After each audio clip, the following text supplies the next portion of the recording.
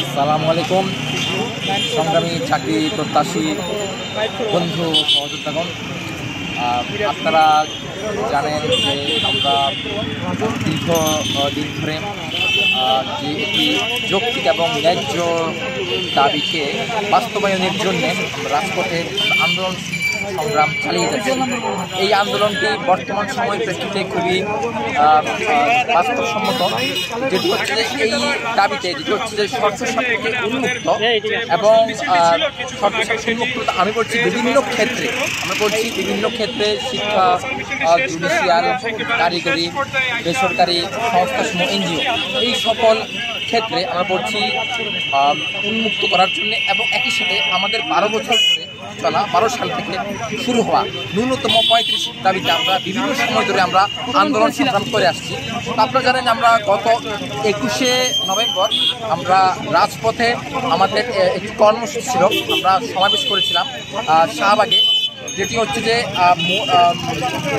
এই যে সরকার ছাত্র জনতার যে বিপ্লবী সরকার আমরা বলছি, এই যে সরকার, এই অন্তর্বর্তীকালীন সরকারের মাধ্যমে যে জনপ্রশাসন সংস্কার কমিশন যে কমিশন যেটি করা হয়েছে, সেই কমিশনের যে সুপারিশ তারা আমাদের সাথে তারা মত বিনিময়ের সময় আমরা তাদের সাথে আমরা যে এক্সপার্ট যে কমিটি তাদেরকে আমরা আমাদের যে দাবির সপক্ষে আমরা বিভিন্ন যৌক্তিকতা তুলে ধরেছি। ওনারাও এক্সপার্ট কমিশনের যিনি আছেন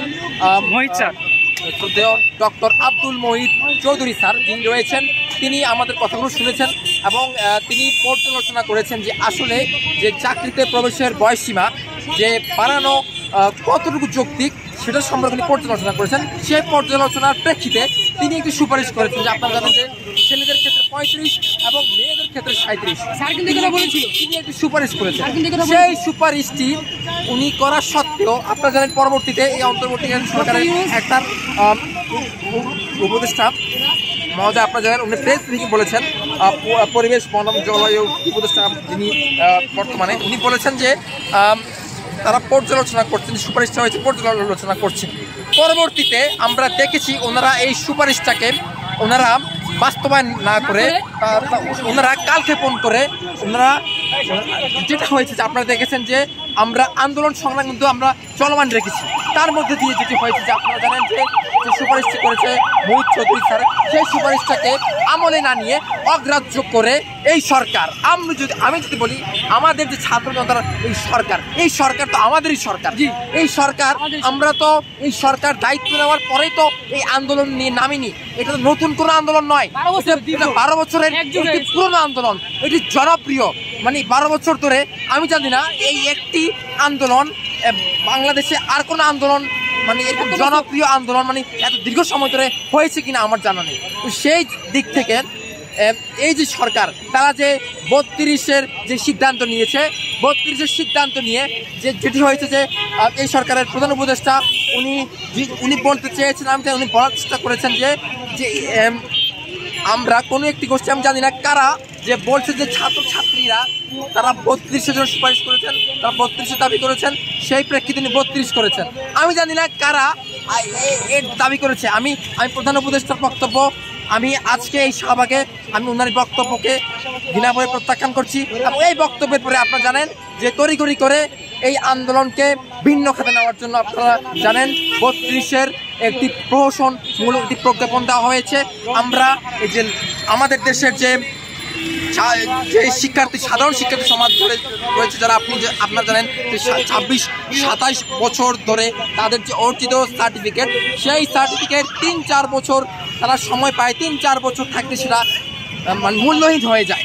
তো এটা একটি মানে স্বাধীন সার্বভৌম রাষ্ট্র যদি বলা হয় তাহলে এটা কোনোভাবেই গ্রহণযোগ্য নয়।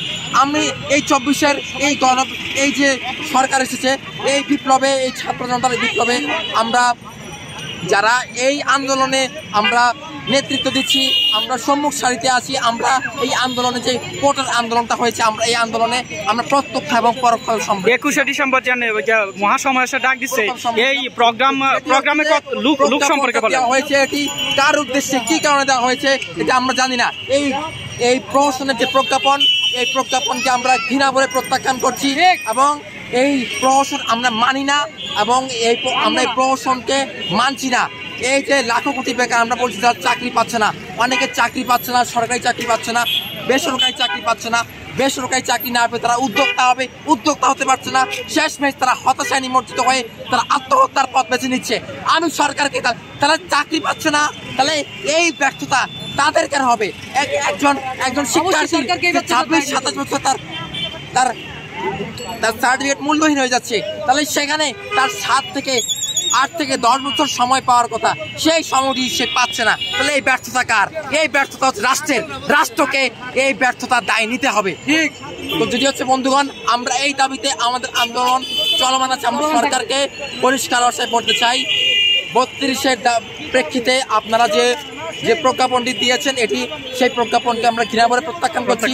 আমরা এই শাহবাগ থেকে আমরা বলছি, যতক্ষণ পর্যন্ত না আপনার প্রহসনের এই প্রজ্ঞাপনটা আপনারা বাতিল না করবেন, এই প্রজ্ঞাপনকে আপনারা উইথড্র না করবেন, ততক্ষণ পর্যন্ত আমাদের এই আন্দোলন চলমান থাকবে, আমাদের এই আন্দোলন চলবে। 21শে ডিসেম্বর কোন শক্তি আন্দোলনকে মহাসমাবেশ ডাক দিচ্ছেন, এখানে কেমন লোক উপস্থিতি কেমন কামনা করছেন? 10,000 লোকের একটা সমাবেশ হবে। আমরা চাচ্ছি যারা আসলে আমি যদি পরিষ্কার করে বলতে চাই যে 15 বছর ধরে যে আন্দোলনটি হচ্ছে, সেই আন্দোলনের সবচেয়ে বড় হচ্ছে আমরা। আমাদেরকে বাদ দিয়ে তারা কিভাবে, আমরা তো এই ছাত্র জনতার এই আন্দোলনে আমরা সম্মুখ সারিতে ছিলাম, আমাদেরকে বাদ দিয়ে তারা যে প্রহসনের আশ্রয় নিয়েছে, এটি কোনোভাবে কাম্য নয়, এটি অনাকাঙ্ক্ষিত, অনভিপ্রেত। আমরা যদি বলতে চাই, প্রহসনের প্রজ্ঞাপনকে অনতিবিলম্বে বাতিল করতে হবে এবং এই যে বৈষম্যের জন্য আমরা যে আন্দোলন করেছি, 24-এর আন্দোলনকে, এই একই বৈষম্য আমাদের সাথে করা হয়েছে, এই বৈষম্যকে অনতিবিলম্বে বাতিল করতে হবে।